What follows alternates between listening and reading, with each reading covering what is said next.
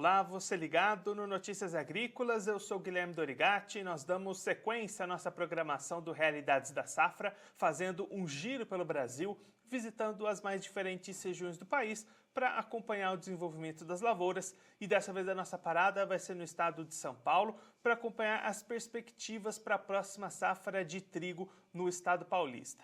Quem vai conversar com a gente sobre esse assunto é o Vitor Oliveira, ele que é presidente da Câmara Setorial do Trigo em São Paulo, já está aqui conosco por vídeo, então seja muito bem-vindo, Vitor, é um prazer tê-lo aqui no Notícias Agrícolas. Oi, bom dia, Guilherme, é um prazer estar aqui, obrigado pelo convite. Vitor, quais são as expectativas de vocês para essa próxima safra de trigo aqui em São Paulo? Perspectivas positivas tanto no aumento de área como também no aumento de produção, né? Sem dúvida, Guilherme. Nós tivemos uma reunião agora na semana passada, na última quarta-feira, dia 3 de março, onde nesse momento nós estávamos fazendo o levantamento da próxima safra, quer dizer, a safra que a gente chama 2021-2022.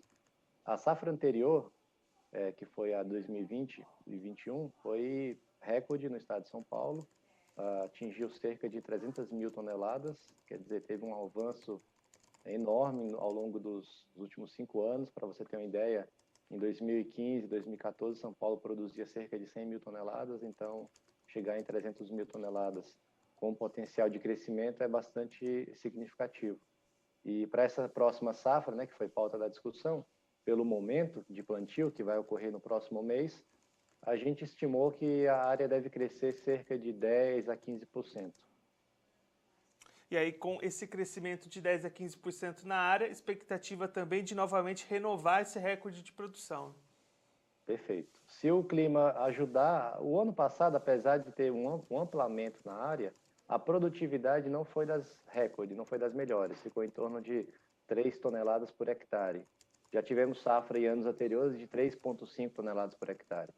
Então, a expectativa da próxima safra é de uma área de 93 mil hectares aproximadamente, contra 85 do ano anterior.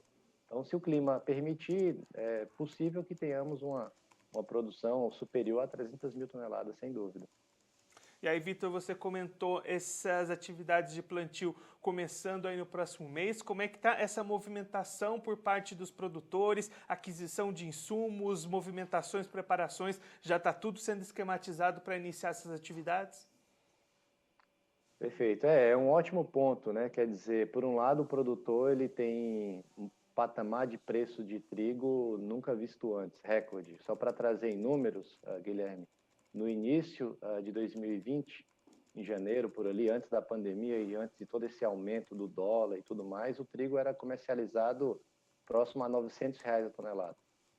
Hoje o trigo está sendo comercializado a R$ 1.600 a tonelada. Quer dizer, um aumento de quase 90%. É bastante significativo e, sem dúvida, o produtor foi um ano espetacular. Por outro lado, você vai ter um aumento nos insumos agora, porque também é dolarizado, mas no final dessa conta, a atividade do produtor, eu acredito que esses últimos anos aí realmente foi muito bem.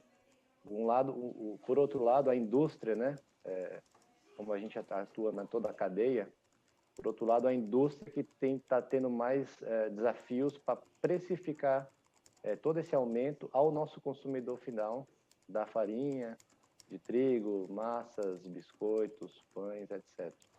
Então, tanto pela variação e aumento e volatilidade, eu diria, do dólar, como também da matéria-prima trigo, que é cotada em dólar. E aí, Vitor, pelo que vocês acompanharam, essa expectativa de aumento grande na área cultivada tem bastante a ver com esse movimento de elevação dos preços também, né? Sem dúvida. Sem dúvida. Esse patamar de preço motiva muito ao produtor a ampliar a sua área, né? Só lembrando que o estado de São Paulo ele processa 1.600.000 toneladas de trigo por ano, em termos de moagem, e produz 300 mil toneladas. Quer dizer, toda essa diferença vem do trigo importado, basicamente da Argentina. Então, de fato, tem um potencial de continuar expandindo essa produção. E aí, Vitor, falando dessa questão aí das indústrias, dos moinhos, como é que está o atual cenário de oferta e de demanda? A gente tem trigo disponível para colocar ainda no mercado? A demanda está condizente? O que a gente pode trazer desse panorama atual dessa questão desse mercado? Nós tivemos alguns fatores pontuais, principalmente agora em dezembro, que foi o período da safra da Argentina, que é o nosso principal fornecedor. Só vale lembrar que o Brasil ele processa 12 milhões de toneladas de trigo por ano, onde metade é importado, 6 milhões. Produz 6, importa 6, mais ou menos. E desses 6 que importa, 90% é da Argentina. Então nós tivemos uma ruptura, vou chamar assim, de matéria-prima em dezembro, onde o país argentino vizinho ficou quase um mês em greve. Começou pelos petroleiros, depois os rebocadores, enfim, foi vários sindicatos entrando em greve. Isso teve entre aspas, um colapso no abastecimento local do país. E, por outro lado, o trigo nacional que estava ofertado no mercado interno foi quase todo que comercializado. Então, assim, do ponto de vista de matéria-prima, hoje eu diria que existe o abastecimento, mas em relação à outra pergunta que você citou das vendas, né, houve uma mudança muito grande no canal de consumo dos brasileiros. Acho que do mundo todo, principalmente do food service, né, que é aquela consumo fora do lar, nas padarias, nos cafezinhos. Isso realmente esse mercado ele caiu muito nos restaurantes. E por outro lado, o consumo doméstico, né, de massas, biscoitos, esse aumentou de tal forma que mais ou menos um compensou pelo outro, mas ainda nós estamos ainda no momento de bastante incertezas. E aí, Vitor, essa próxima safra que a gente estava comentando, expectativa de aumento de área, aumento de produção, quando é que ela deve começar a chegar no mercado, começar a ser disponibilizada para os moinhos, para as indústrias? Aqui em São Paulo, a safra começa ali na metade do mês de maio, começa a plantar, e a colheita ela vai iniciar final de agosto e durante todo o mês de setembro. Termina final de setembro, comecinho de outubro, aqui no estado de São Paulo. Depois você vai descendo geograficamente para o sul do país, né? Paraná, Santa Catarina e Rio Grande do Sul. Mas em São Paulo, especificamente, fica nesse período que eu citei. Vitor, muito obrigado pela sua participação, por ajudar a gente a compreender melhor esse cenário inicial, essas perspectivas para essa próxima safra de trigo aqui em São Paulo. Se você quiser deixar mais algum recado ou uma mensagem final para aquele produtor que está acompanhando a gente, pode ficar à vontade. Tá, joia, Guilherme. Agradeço o convite, obrigado por me convidar por aqui. E assim, o recado que a gente vê é um momento de muita volatilidade, né? Esse que é a palavra que tem nos causado, assim, de certa forma, preocupação, porque uma hora o dólar, principalmente o dólar, hoje está 5,75, já está subindo de novo, no dia seguinte cai para 5,50. Quer dizer, é uma volatilidade tremenda, mas eu tenho certeza que a gente vai passar essa turbulência aqui, vai dar tudo certo. Vitor, mais uma vez, muito obrigado. A gente já deixa aqui o convite para você voltar mais vezes e a gente acompanhar como é que vai ser o desenvolvimento dessa safra aqui no estado. Muito obrigado. Obrigado, Guilherme.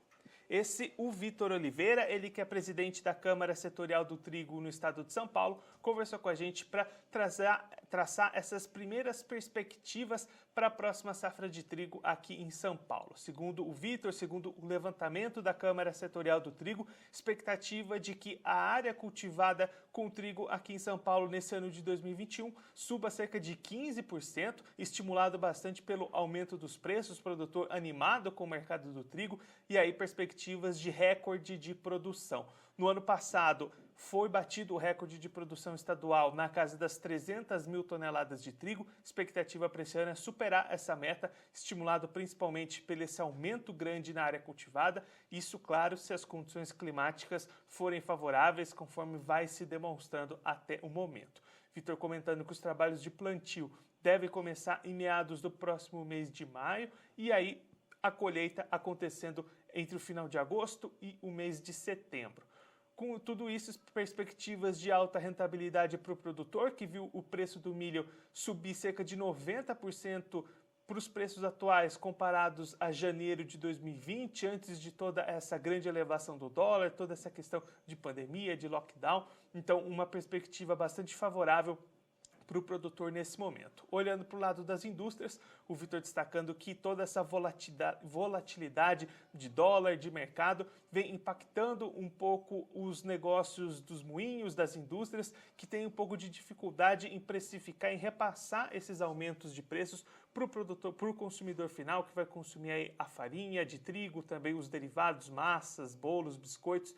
Então, um momento delicado para essa indústria que necessita bastante do trigo importado, então toda essa questão de dólar impacta bastante nessa comercialização, nessa negociação, mas o Vitor finalizando, destacando que é um momento passageiro, que essa situação vai se acalmar e aí vão ter boas perspectivas, bons cenários, tanto para o produtor como também para as indústrias, toda essa cadeia tendo boas perspectivas para o trigo nessa safra 21-22, que deve começar a ser plantada daqui a pouquinho aqui no estado de São Paulo.